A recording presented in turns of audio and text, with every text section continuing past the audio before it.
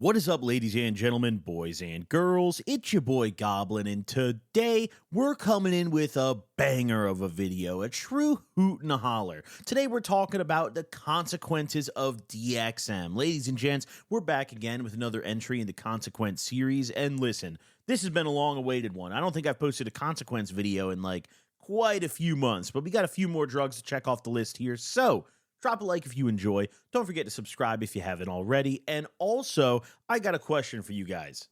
Do you have a hard time lasting long enough in the bedroom? Then you might need a vibrating ring around your meat called the Halo 2. Look at this bad boy. It's beautiful. The Halo 2 is just one of many incredible sexual wellness products made by my friends at Bellesa, a sexual wellness company made by women for everyone, including me and you. Is the vibrating meat ring not really your style? Maybe you need to get your hands on the Blow Pro. With 5 rotating and thrusting speeds and 5 vibration modes with a fully customizable oral experience. Look at this thing. It's going to work. Imagine putting your finger in there. Or maybe you're a little self-conscious and you don't even want to see your meat in that transparent little tube. Then you need to get your hands on a power pump, built to boost size, sensation, and confidence. Let's pump your meat up and get you confident again. Ladies, don't think my friends at Bellesa forgot about you. It's a company made by women. They would never do that to you. How about you try out a beautiful rose toy and get your sexual wellness increased today? Honestly, I can't speak much on what the rose toy does down there for you, but it looks like it's going to start spitting on and flicking your bean or something like that. Looks pretty potent in my opinion. Now, all of these products that I've shown you so far are absolutely incredible high-quality products. However, what's really incredible that I'm here to share with you guys today is the giveaway that my friends in Bellesa and I are teaming up to give to you guys. Every single one of you watching this right now can get a free toy or gift card brought to you by my friends at Bellesa. Think of it like a late Christmas gift from them. There's no chance here. There's no entering in a giveaway. All you have to do is click the link below and get your free toy or gift card. There's no strings attached. It's really just that simple. I would not sleep on this offer, and if you do, that's your mistake. Me, I'm going to stay busting over here, okay? I stay hard and elevated, all right? So I'm going to take care of myself thanks to my friends at Bellesa.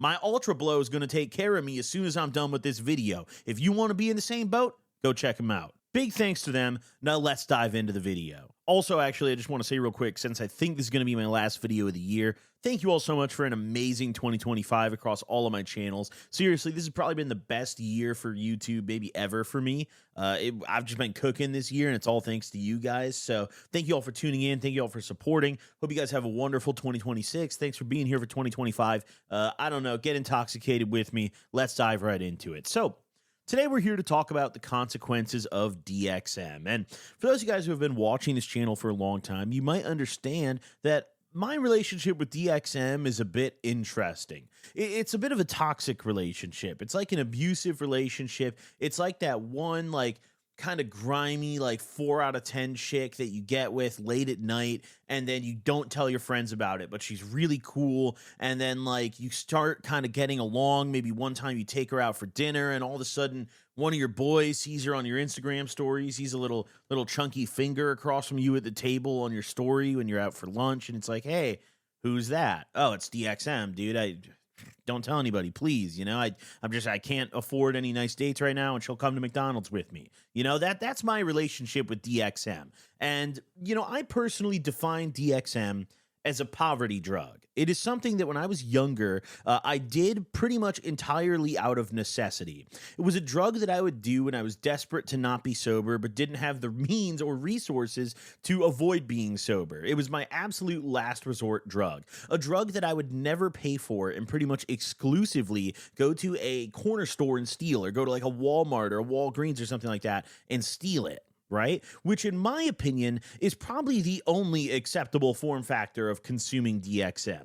There are some people that love to be like, man, if you just get pure DXM, it's a really beautiful trip experience. And while I do understand that there might be some fun to have with it, I think you're just better off taking other drugs, because DXM users, they really love to be like, this is an intense psychedelic experience. But in my experience, I think DXM has never It's like a neutered psychedelic. It doesn't really live up to shrooms or acid or even MDMA or even other research chemicals in the category. It's just a weird, uncomfortable experience. So I want to get that out of the way first and foremost. DXM is objectively probably one of my least favorite drugs that we'll ever make a consequence video on, but I did a fuckload of it when I was younger. So let's dive right into it. So, first and foremost, we need to talk about the biggest consequence and the biggest issue with DXM, which is, in my opinion, the entire plateau system behind DXM dosage. For those of you guys who don't understand, or maybe you've never taken DXM before, DXM is a very interesting drug. I think the only thing I can compare it to in this sense is ketamine, in the way that it is very dosage dependent, the experience you're going to get. You know, when you take a tab of acid, whether you take one tab of acid, you take 3 tabs of acid, you're going to have a straight up acid trip. One is going to be way more intense than the other. However, you're tripping on acid, pretty much it's the same high, just different intensity both ways. DXM is not like that. Similar to ketamine in the sense of a small dose is like a little bump that kind of gets you buzzed, and a big dose is a complete K-hole, which is a totally different experience. DXM has something that people like to call the plateaus. And it's accepted that there's 1 to 4 are the level of plateaus, right? 1 being the lowest, the entry level high, like, okay, you're not sober, you feel something, and 4 being a full-on psychedelic experience. Now, I am confident that I have experienced all 4 plateaus of DXM in my days.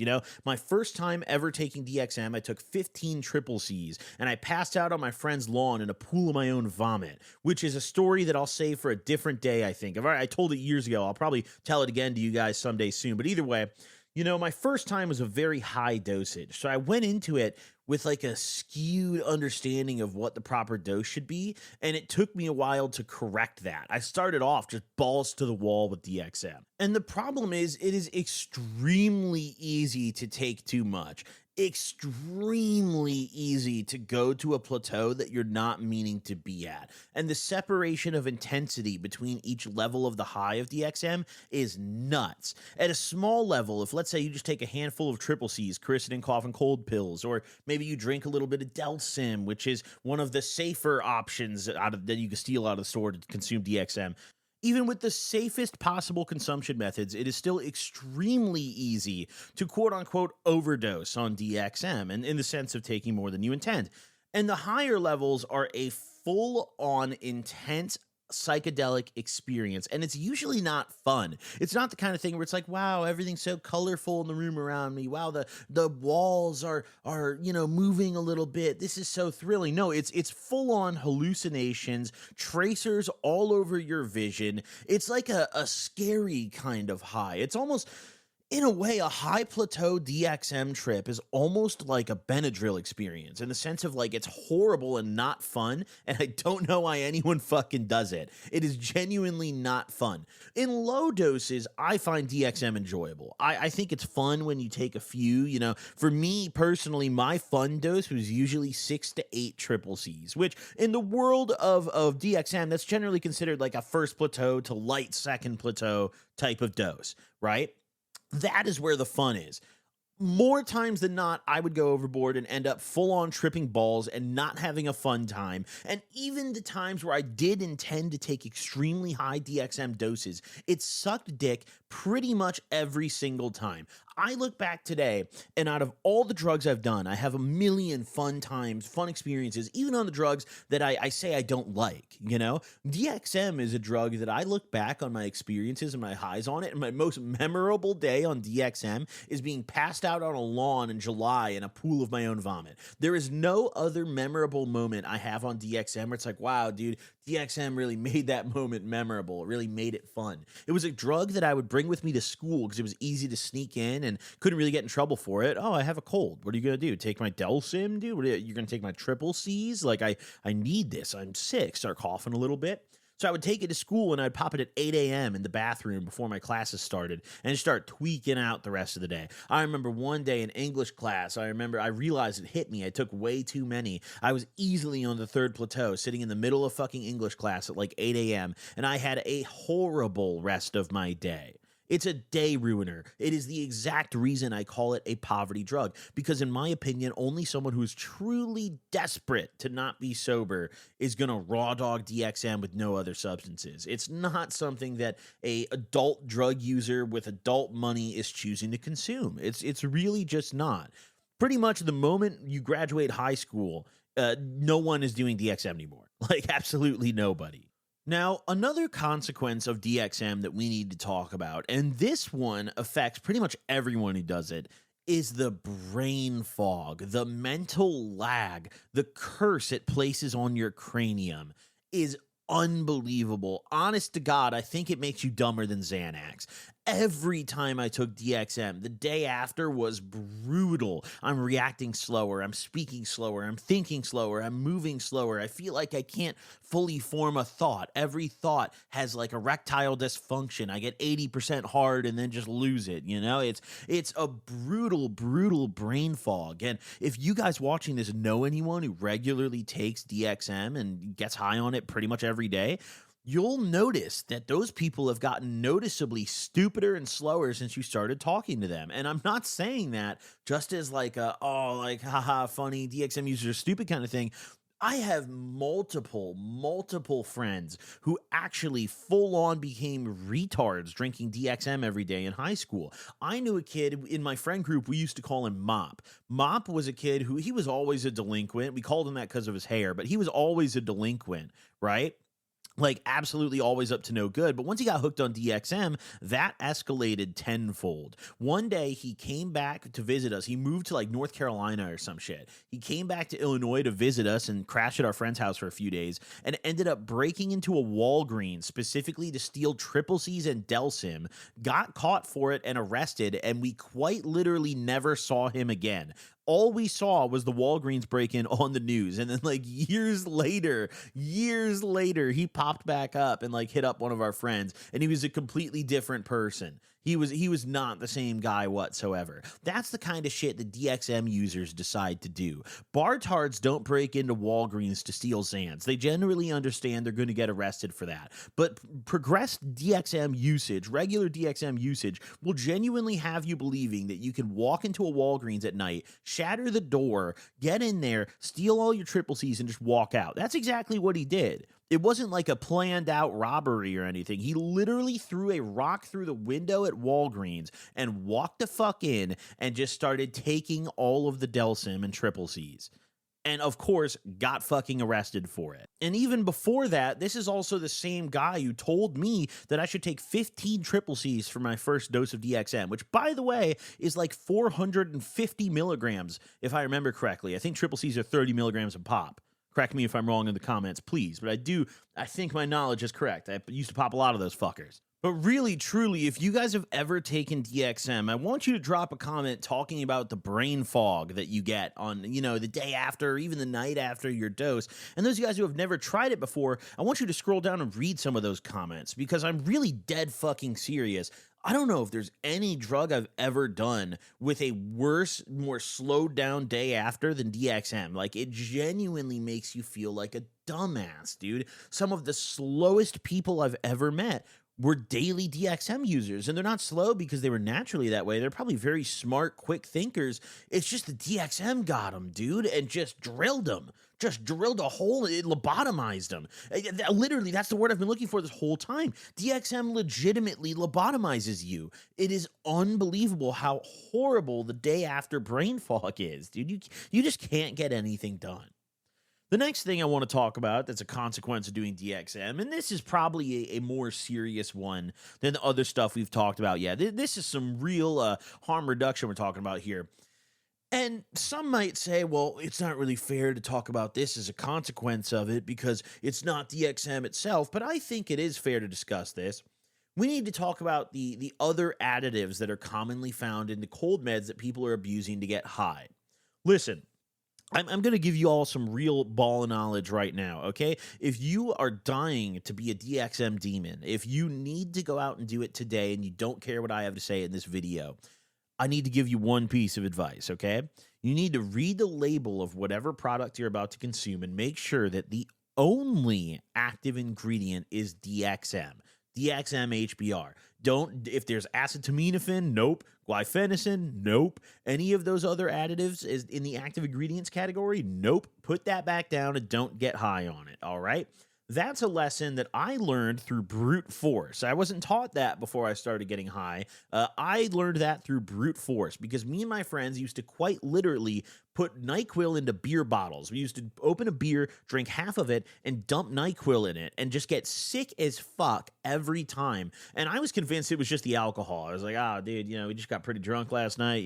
That's what happens when you get drunk. You fucking get nauseous, you throw up, maybe there's even a little blood in it or something like that. In reality, we were drinking copious amounts of a chemical called acetaminophen, which I'm pretty sure I'm butchering the pronunciation of. What this chemical is it is a pain reliever and fever reducer. That is the medical use for it, which is why it's so commonly added into cold medicines. The problem is this chemical is brutal on your liver. It can genuinely cause liver failure as one of the top symptoms. However, in my experience, it'll most of the time just result in extreme nausea and vomiting every single time. Pretty much without fail, if you take a cold med that has acetaminophen as an active ingredient and you take enough of that to get high on the DXM, you're going to throw it all back up because of that acetaminophen. There's another chemical named guaifenesin you need to look out for, which is similar, although it's a little less brutal on the liver. You're not going to get like organ failure from consuming a lot of it. You will get sick, very sick. And in my experience, guaifenesin is far more potent at making you throw up than the acetaminophen is. So if you see that one on the back, big no-no. Literally the only active ingredient in your product that you're consuming to get high should be DXM. Because if it's not, you are genuinely in danger. You are genuinely putting yourself at risk that you just don't need to be in. Especially nowadays, it's just easy to find a product that has DXM as the only active ingredient. I mean, I'm not going to name any brands because I don't really want to encourage DXM use because I think it's a struggle drug, straight up, especially if you pay for it. If you pay for DXM, you might be retarded. No disrespect. Go to Walgreens and steal a box of Triple C's like a real man, okay? Now, normally I don't do this, but to really get my point across, we're actually going to pull up some statistics on acetaminophen specifically here, so I can really stress to you guys how serious it is that you do not just go recklessly drinking random cold meds. You need to read the labels. It is legitimately life-threatening if you don't. Every single year here in the US, there are apparently 500 deaths related specifically to acetaminophen-caused organ failure, right? There is an antidote for it called, NAC is the abbreviation for it. I'm not even going to try to pronounce the full name there. And this only works if you administer it within 8 hours of your dose. DXM trips are long, guys. They're not as long as acid trips, but they take, DXM will take a few hours to hit, especially if you take like a pill. It might take an hour or two to hit. And then, you're going to be high as fuck and probably not thinking rationally, I took too much acetaminophen. I feel sick. I should go to the hospital. So realistically, that window just isn't long enough for most people to avoid serious damage to their organs and potential death, right? It says here as well that nearly half of all acetaminophen-related organ failure cases are due to unintentional misuse, such as people like us being stupid and taking a bunch of cold meds and getting high, right? It is not a very uncommon thing. More than one person a day dies just because of this. In our country alone. I'd like to highlight. This is only for the US. These are not global stats. Now, DXM on its own is a very safe chemical. DXM on its own, you're not getting organ failure from taking a bunch of DXM. Yeah, you'll turn your brain into a bowl of oatmeal and probably have a horrible psychedelic experience, but you're not going to die on DXM. The problem is, I don't know if I've ever really met many DXM users who actually take the time to be careful and read labels of what they're consuming because, like I mentioned before, DXM is a drug that most adults just aren't doing. Most people doing DXM are those type of desperate addicts who are just trying to get a quick high. DXM abusers generally aren't people who are like super sophisticated about it and really like, my DXM is elevated. This shit is pure, dude. I extract it myself. Of course, those people do exist, but they're not common. The average DXM consumer, I think, needs to hear this specific segment right here. I know I did when I was younger, and that's why I make these videos to begin with. Another small little thing that I wanted to throw in at the end of this video that I don't know if it's as much of a consequence of consuming DXM as it is more so just a fair warning about it. DXM does not play well with other drugs. Like if all the drugs that we get high on were dogs, DXM would be like a pit bull at your plug's house that's never been trained. You know, like he might be nice when you come over to re-up and you might be able to pat him on the head, but like if you bring your poodle over, it's losing a limb. You know, that's DXM. DXM is not friendly with any other drug. And in my experience, every single time I tried to combine it with something else, I would just get sick. I would just get nauseous. You're already on thin ice consuming these cold meds. You have to remember the actual volume of the drug you have to consume, even if you get a pure DXM product like a Delsim or a Triple C, you still have to take a shitload of pills or drink a bunch of liquid. So your stomach's already on thin ice. And the moment you start adding other ingredients to the mix, you're going to have a really bad time. I frequently would get the spins when I try to combine things with DXM, even something as little as smoking. If I would smoke a blunt when I was on DXM, I would get really nauseous and I would feel this almost G-force feeling coming up below me where I would be sitting in a chair, but it felt like I was floating and the room was slightly spinning around me. It was like I was on a Ferris wheel constantly and I hated it. And it would make me sick every single time. But the shitty thing about being sick on DXM is that it's not a normal kind of sickness. You know, like on alcohol, you get sick, you throw up, and then you feel a lot better and you go about your day. On DXM, you get sick and you throw up, and then the room is still spinning, you're still high, and you're still sick and going to keep throwing up. It doesn't stop, which is the shitty thing about DXM. It is generally just an atrocious time, dude. It's never one of those drugs like you go to the homie's house, it's like, yo, let's all get high on DXM today, you know, and everyone's like, woo, you know, it's like if your only choice with the boys is DXM at the function, it's like, oh, it's a somber mood, you know, it's a very somber mood. I think the only fun little memory I have on DXM, literally the only one, is a brief little memory. I was in my friend Cody's garage, and we got fucked up on DXM, and I walked outside of his house, and it was spinning so much around me, I thought we were in space, kind of like Zathura when they walk outside and they're like on the fucking moon. Like that's what I thought I was going through at that time. But it's just an aggressive sensory overload when you mix DXM with other substances, and it just doesn't play nice. You know, DXM is a mean, angry pit bull when you link it up with other substances. And then when you keep it on its own, it's like it's a nice guy. You know, it just doesn't get along with the other dogs. Like, it's cool with you, but like, yeah, don't put the other dogs in the crate. You know what I'm saying? Well, listen, guys, that's really all I've got for the consequences of taking DXM today. You know, I hope you guys enjoyed this one. I hope I was able to spread the good word, talking about some of those additive ingredients and a little word of warning about DXM. You know, I think maybe when I was younger, if I had maybe seen this video and taken some precautions, I could have enjoyed DXM a little more. But even then, I just don't think it's something I would recommend to anybody. Many other drugs on this channel, in reality, I can recommend to somebody. Like I tell you guys all the time, don't take Xanax. It's so horrible. It's horrible not because the high sucks. No, it's remarkable. It's horrible because of how addictive it is. DXM is not very addictive. The only people who are hooked on DXM are the people who are just addicted to not being sober. The people who just really have a shitty situation in life and just don't want to deal with that, and they don't have the resources to have a real drug addiction, you know, have like I got a plug I got to go to. Then you just get DXM every day. You know, it's like the cheapest bang for your buck thing. $0.00 if you go hit your local CVS up. You know what I'm saying? It's just, listen, guys, I'm not going to beat around the bush here, okay? DXM sucks. Don't try it if you haven't before. I promise you're not missing anything. Thank you all for watching, and go get your ball stroker, clit vibrator, toy, whatever you want from my kind sponsor in today's video. That was probably the most insane ad read I've ever done. Thank you all for watching. Deuces.